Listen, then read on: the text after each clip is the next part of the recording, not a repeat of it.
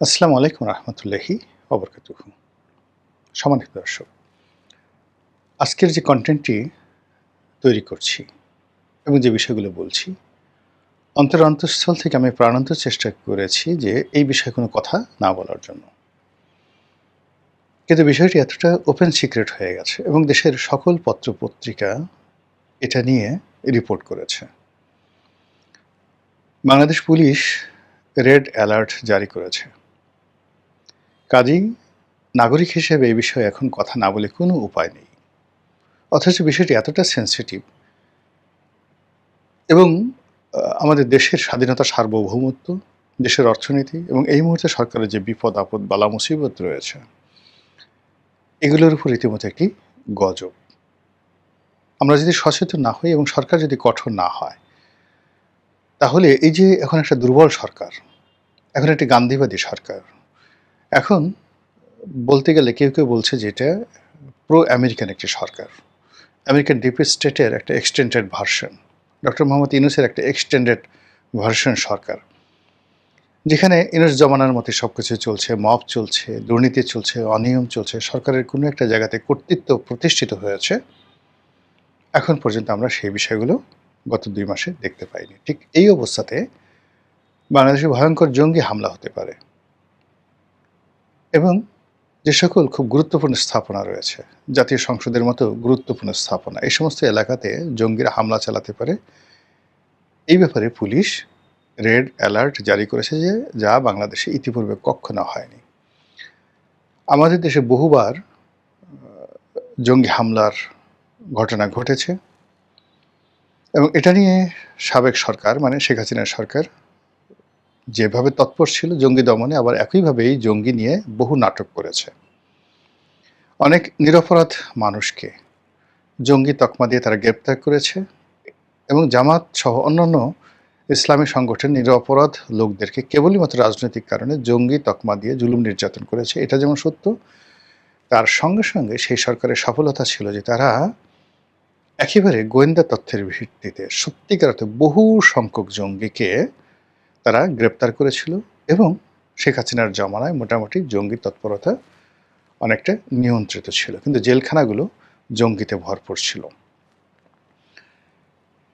শেখ হাসিনার পতনের পর যেভাবে জেলের দরজা খুলে যায়, সব মানুষ যেভাবে জেল থেকে বের হয়ে আসে, তার মধ্যে জঙ্গিরাও বের হয়ে আসে। আর যারা বের হয়ে এসছে তারা এই বর্তমান জমানাটিকে এবং ডক্টর মোহাম্মদ ইউনূসের জমানাটিকে একটি যাকে বলা হয় উর্বর, জঙ্গিবাদের একটা উর্বর ভূমি এবং এটি একটি বসন্তকাল হিসেবে তারা গ্রহণ করেছে। এই বিষয় নিয়ে ইন ডিটেলস বলবো, তার আগে জঙ্গিবাদের ইতিহাস সম্পর্কে আপনাদেরকে একটু বলি। আমাদের দেশের বহু মানুষ একটা সময় প্যালেস্টাইনে তারা গিয়েছিল যুদ্ধ করার জন্য ৮০-র দশকে এরশাদ জমানাতে, এবং তখন সরকার প্রমোট করত ফিলিস্তিনি ভাইদের সাথে একাত্মতা ঘোষণা করে সেই ইয়াসির আরাফাতের যে পিএলও, সেই পিএলওতে যোগদান করার জন্য বাংলাদেশের বহু যুবক সামরিক কর্মকর্তা, সাবেক সামরিক কর্মকর্তা কর্মচারী তারা গিয়েছেন। এরা অনেকে নিহত হয়েছেন এবং অনেকে সামরিক ট্রেনিং নিয়ে বাংলাদেশে ফিরে এসেছেন। এগুলো একটা। আরেকটি গ্রুপ হলো আমাদের বাংলাদেশের একটা বিরাট সংখ্যক লোক আফগানিস্তানে যুদ্ধ করতে গিয়েছে। তারা রাশিয়ার বিরুদ্ধে যুদ্ধ করেছে, তারপরে তারা আমেরিকার বিরুদ্ধে যুদ্ধ করেছে। মানে সবসময় তারা তালেবানদের পক্ষে, আইএসের পক্ষে, আইএসের আগে আল কায়দার পক্ষে ওখানে তারা যুদ্ধ করেছে এবং এটার একটা বিস্তৃত নেটওয়ার্ক গড়ে উঠেছে। এবং আপনারা জানেন যে যুদ্ধ এমন একটা রোগ, কোনো একটা মানুষ যখন যুদ্ধ করতে অভ্যস্ত হয়ে যায় তখন তার জীবন মরণ আর কোনো চিন্তা থাকে না এবং তার শুধু বারবার যুদ্ধ করতে ইচ্ছা করে। কসাই যেভাবে মানুষ কাটে, সেইভাবে যারা সন্ত্রাসী, যারা যুদ্ধবাজ, যারা মানুষ হত্যাকারী, তাদের কাছে এই কাজগুলো অনেকটা ভাত মাছের মতো মনে হয়। এই যে র্যাবের যারা গুলি করত, ক্রসফায়ার দিত, কিংবা ধরুন পুলিশের যে সকল লোক, ওই যে ওসি প্রদীপ কয়েকশো খুন করেছে, এরা এরকম একটা বিকৃত মন মানসিকতার মধ্যে পৌঁছে গিয়েছিল যে খুব কাছের থেকে তারা গুলি করত এবং গুলি করার পর রক্ত ছিটকে এসে গরম রক্ত তাদের শরীরে লাগতো, এটা তাদের খুব ভালো লাগতো। এরপর যখন কাউকে গুলি করা হবে, সে যখন অসহায়ভাবে কাঁদতো, প্রাণ ভিক্ষা চাইতো, তার এই অসহায়ত্ব এবং তার যে আর্তচিৎকার, এটা তাদের খুব ভালো লাগতো। যখন কেউ প্রাণভয়ে দৌড়াতো, পালাও, সিনেমা নাটকের মতো, সে পালাতে থাকতো আর পিছন দিক থেকে গুলি করতো এবং অট্ট হাসিতে এই সমস্ত খুনিরা, যাকে বলা হয়, ফেটে পড়তো। যুদ্ধের ময়দানে এরকম একটা মানসিক বিকৃতি ঘটে সৈনিকদের। খুন, ধর্ষণ, লুটপাট, অন্যের সম্পদ হরণ, এগুলোর মধ্যে একটা জৈবিক যে জিনিস তাদের মধ্যে আছে। এই কাজগুলো করার জন্য যারা একবার এই কাজগুলো করেছে, তারা যুদ্ধের জন্য পাগল হয়ে যায়। যুদ্ধের গনিমত সংগ্রহ করা, কোনো একটা এলাকাতে অশান্তির সৃষ্টি করে সেখানে ধর্ষণ করা, নারী ধর্ষণ করা, বাড়ি লুটপাট করা, অন্যের ঘরে ঢুকে যা ইচ্ছা তাই নিয়ে যাওয়া, এই যে একটা অপরাধী মন, এটা যুদ্ধরত বাহিনীগুলো আজকের দিনেও করছে। এই আমেরিকান সৈন্য বলেন, তারপরে ইসরায়েলি সৈন্য বলেন, এদের সবার বিরুদ্ধে এই মধ্যযুগের সৈন্যরা যে ধরনের অপকর্ম করেছে, ঠিক একই অভিযোগ আছে। তো যেটা বলছিলাম, যে এইভাবে বিভিন্ন লোক তারা যুদ্ধ, যেমন এখন কিন্তু রাশিয়াতে বাংলাদেশ থেকে শত শত নয়, হাজার হাজার মানুষ গিয়ে, কেউ রাশিয়ার পক্ষে ভাড়া খাটছে, যুদ্ধ করছে, অনেকে বাধ্য করা হচ্ছে, অনেকে এই আদম পাচার গ্রুপের চক্রে গিয়ে, ওখানে গিয়ে তারা বাধ্য হচ্ছে, আবার অনেকে স্বেচ্ছায় কিন্তু যুদ্ধ করতে যাচ্ছে, বলছে যে $5,000 বেতন দেবে রাশিয়ার পক্ষে যুদ্ধ করলে। বাংলাদেশকে যাচ্ছে এবং বিশ্বের বিভিন্ন জায়গাতে, ইউরোপে যারা ঢোকার জন্য বিভিন্ন ক্যাম্পে আছে, হাজার হাজার বাঙালি আছে, তাদেরকে এখানে টোপ ফেলে এই যুদ্ধ করতে নিয়ে যাওয়া হচ্ছে। এবং এই লোকগুলো যখন বাংলাদেশে ফেরত আসে এবং তাদের সঙ্গে যখন এরকম ধর্মযুক্ত হয়, আলটিমেটলি একটা, যাকে বলা বাফার, যাকে বলা হয় বাফার, যে জঙ্গি গ্রুপ, জঙ্গি সিন্ডিকেট, এটা গড়ে ওঠে এবং এটা বাংলাদেশে আছে, বিভিন্ন নামে আছে। আর যে কোনো জঙ্গিবাদকে যদি আপনি প্রমোট করতে হয়, তাহলে একটা আদর্শ লাগে। ধর্মীয় যে মৌলবাদ, এটা হলো সবচেয়ে সহজ একটা বিষয়। স্রষ্টার নামে, বেহেশতের নামে, একটা নীতি এবং আদর্শ প্রতিষ্ঠার নামে, এই যাকে বলা হয় জঙ্গিবাদকে, উগ্রবাদকে যত সহজে বিস্তার ঘটানো যায়, এটা অন্যভাবে সম্ভব নয়। ফার্স্ট হলো ধর্ম, সেকেন্ড হলো যে কোনো একটা আদর্শ, যে কোনো একটা বিশ্বাস, যেমন মাওবাদী, যেমন নকশালবাদী। তো এরা ওই যেমন তামিল টাইগার, তো এরকম আছে, তারা একটা আদর্শ মেনটেন করে, তার সঙ্গে সঙ্গে যত আদর্শ সারা দুনিয়াতে, সেটা ইহুদিদের মধ্যে আছে, খ্রিস্টানদের মধ্যে আছে, হিন্দুদের মধ্যে আছে, মুসলমানদের মধ্যে আছে, ধর্মীয় উগ্রবাদ। তো কাজেই আমাদের এই যে 18 কোটি জনগণের মধ্যে এটা থাকাই স্বাভাবিক। সরকারকে এই ব্যাপারে খুবই সতর্ক হতে হবে। তো যেটা বলছিলাম, যে বিএনপি জমানাতে, অর্থাৎ 2001 থেকে 2006 পর্যন্ত এই জঙ্গিবাদটা এমনভাবে বেড়ে গেল, সরকার আসলে তখন যারা ছিলেন, এরা বেশিরভাগই তখন লুটপাটে ব্যস্ত ছিলেন, এটা বিরাট অংশ। আর ঠিক ওইরকম ধরেন লুৎফুজ্জামান বাবরের কথাই বলি। এখন লুৎফুজ্জামান বাবর কি করে, তার যে লেখাপড়া, হাউ ইট ইজ পসিবল যে তার মতো একটা লোক সন্ত্রাসবাদ সম্পর্কে 10 মিনিট বলতে পারবে, বা এই টোটাল জিনিসটা যে হাউ, টেরোরিজম অ্যাক্ট এবং টেরোরিজমের সঙ্গে ক্রিমিনোলজির কী সম্পর্ক, ক্রিমিনোলজির সঙ্গে ম্যাকিয়াভেলির কী সম্পর্ক, এই জিনিস এখনও লুৎফুজ্জামান বাবর বলতে পারবেন না, টিল নাও এখনও বলতে পারবেন না, 2 মিনিট বলতে পারবেন না, জানেনই না। অথচ এমন একটা মন্ত্রণালয় তিনি চালিয়েছেন। ফলে তিনি উই আর লুকিং ফর শত্রুস। তারেক রহমান সাহেবকে খুশি করা, হাওয়া ভবনকে খুশি করা, এর মধ্যে তার ওই সীমাবদ্ধ ছিল কর্মকাণ্ড। ফলে কি হলো, সারা বাংলাদেশে এই বাংলা ভাই, তারপরে শেষে অন্যান্য যে সকল লোকজন, তারা যে রাজত্ব গড়ে তুলল, এর ফলে সারাটা দেশ একসঙ্গে সেই জঙ্গি হামলা হলো। এবং সেই যে জঙ্গিবাদ, সেই জঙ্গিবাদটা পাইকারি হারে এখন বেড়ে গেছে। এবং এই জঙ্গিগুলোর সাথে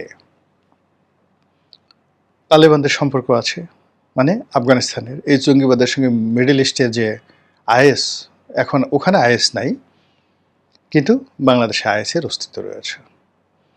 এদের সঙ্গে ভারতের অনেক জঙ্গি গ্রুপের রিলেশন আছে, এদের সঙ্গে পাকিস্তানের অনেক জঙ্গি গ্রুপের রিলেশন আছে। কিন্তু রিসেন্টলি যে সমস্যাটা হয়ে গেছে সেটা হলো পাকিস্তানে যে অনেকগুলো জঙ্গি গ্রুপ আছে, যেমন ওয়াজিরিস্তান আছে, সিন্ধুতে আছে, তারপরে শেষে বালুচে আছে।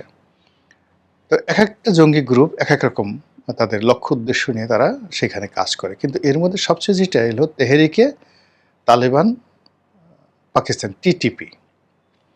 তো তেহরিকে তালেবান পাকিস্তান এটা হলো তারা ওয়াজিরিস্তান নামক যে জায়গাটি আছে বা তাদের প্রদেশ আছে আফগানিস্তান লাগোয়া, এই এলাকাতে তারা আফগানিস্তানের মতো তালেবানের মতো একটা শাসন তারা প্রতিষ্ঠা করতে চায়। এবং এই কাজে আফগানিস্তানের তালেবান শাসক যারা আছে তারা পুরো অস্ত্র দিয়ে, লজিস্টিক সাপোর্ট দিয়ে তাদেরকে করছে। এবং এই ঘটনা নিয়ে আফগানিস্তানের সাথে বেশ কয়েকবার কিন্তু পাকিস্তানের যুদ্ধ হয়েছে, এমনকি বিমান হামলা পর্যন্ত করেছে এই টিটিপি নিয়ে। পাকিস্তান গোয়েন্দা সংস্থা জানিয়েছে যে পাকিস্তানে সাম্প্রতিক সময় তারা যে কমব্যাট অপারেশন চালিয়েছে টিটিপির বিরুদ্ধে, সেখানে কয়েকশো বাঙালি বা বাংলাদেশি ধরা পড়েছে, যারা ওই টিটিপির হয়ে যুদ্ধ করছে পাকিস্তান আর্মির বিরুদ্ধে। এই গেল এক। রিসেন্টলি যে ঘটনা সেটা হলো যে বাংলাদেশে ভিতরে আমাদের এই দেশে এই টিটিপির তৎপরতা চলছে এবং বিভিন্ন বাহিনীতে এই টিটিপির যারা সদস্য তারা নানা রকম ভয়ঙ্কর তৎপরতা চালাচ্ছে। এটা পাকিস্তানের গোয়েন্দা সংস্থা বাংলাদেশকে সরকারকে জানিয়েছে এবং তার প্রেক্ষিতে বিভিন্ন বাহিনীগুলোতে সব খবর তো আমরা রাখি না, বলাও সম্ভব না, আর বলা উচিতও নয়। ব্যাপক রকম উত্তেজনা চলছে এই বিষয়টা নিয়ে এবং ইতিমধ্যে যে খবরগুলো আসছে যে এখানে বেশ কয়েকটি বাহিনীতে শনাক্ত করা হয়েছে, অনেকে নজরদারিতে রাখা হয়েছে, অনেকে বিচার করা হয়েছে, অনেকে গ্রেপ্তার করা হয়েছে। আর যদি কোনো একটা বাহিনীর মধ্যে বা সরকারি অফিসের মধ্যে বা আদালতে এই জিনিসগুলো থাকে, তার বাইরে সিভিল সোসাইটিতে যারা আছে তারা তো বসে থাকবে না, তারা প্রতিশোধ নেবে যে আমাদের লোককে কেন ধরেছ। এবং এটাই স্বাভাবিক। আপনি ধরেন একটা সময় সেই পিএলও লোক তারা প্লেন হাইজ্যাক করে ফেললো। তো যখন টিটিপির একজন লোক ধরেন কোনো একটা থানার কর্মকর্তা আছেন বা কোনো একটা টিএনও আছেন বা ধরুন আর্মিতে আছে বা বিমান বাহিনীতে আছে, এখন তাদেরকে যখন সরকার শনাক্ত করে ফেলছে, ধরে ফেলছে, তো ওই ক্ষেত্রে সরকারকে চাপে ফেলার জন্য, রাষ্ট্রকে চাপে ফেলার জন্য বাইরে এই যে জনারণ্যে যারা আছে তারা কি করবে, তারা সেই তৎপরতা চালাবে। সেই তৎপরতা ভয়ঙ্কর তৎপরতা, এবং সেটা কত ভয়ঙ্কর হতে পারে আপনারা জানেন যে ওই যে মুম্বাই হামলা হয়েছিল, জঘন্য। তারপরে ওই যে হোটেল, যে সবচেয়ে ভালো যে হোটেলটাতে ভারতের যে তারা আক্রমণ চালিয়েছিল, মানে খুবই নির্মম, নিষ্ঠুর। এটা মানে কল্পনাই করা যায় না তারা কি করতে পারে। পাকিস্তানকে তছনছ করে ছেড়ে দিয়েছে এই জঙ্গিবাদ। তা আমাদের দেশে যেহেতু এখন একটা দুর্বল অবস্থা চলছে এবং যখনই কোনো একটা বিদেশি শক্তির অবস্থা খুব বেশি হয় তখন এই ধরনের তৎপরতা বেশি চলে। তো এই কারণে পুলিশ এবং অন্যান্য যে বাহিনী তারা এখন রেড অ্যালার্ট জারি করেছে। বিষয়টি খুবই গুরুতর এবং সরকারের জন্য এটি এই মুহূর্তে একটা শাকের উপর, মানে মাথার, মানে কি যেন বোঝার উপর শাকের আরটি। এমনি সরকার নাস্তানাবুদ, হাজার রকম সমস্যা সরকারকে যাকে বলে কুড়ে কুড়ে খাচ্ছে, তার উপর যদি আবার এই মুহূর্তে কোনো সন্ত্রাসী আক্রমণ ঘটে, পুলিশ যে আশঙ্কা করছে সেই ঘটনা ঘটে, বা পাকিস্তান কূটনৈতিক চ্যানেলে বা গোয়েন্দা চ্যানেলে যে সকল তথ্য দিয়েছে সেটা নিয়ে যদি একটা সমস্যার সৃষ্টি হয়, বিশ্বাস করেন আমরা এটা ধারণ করতে পারবো না, রাষ্ট্র এটা এই মুহূর্তে ধারণ করতে পারবে না। সতর্ক হন যার যার অবস্থান থেকে। কোনো তৎপরতা থাকলে আপনার নজরে এলে আইনশৃঙ্খলা রক্ষাকারী বাহিনীকে জানান, রাষ্ট্রকে সহযোগিতা করুন, স্বাধীনতা এবং সার্বভৌমত্বের পক্ষে থাকুন। মহান আল্লাহ আমাদের এই দেশটার প্রতি রহমত বরকত নাজিল করুন। আসসালামু আলাইকুম ওয়া রাহমাতুল্লাহি ওয়া বারাকাতুহু।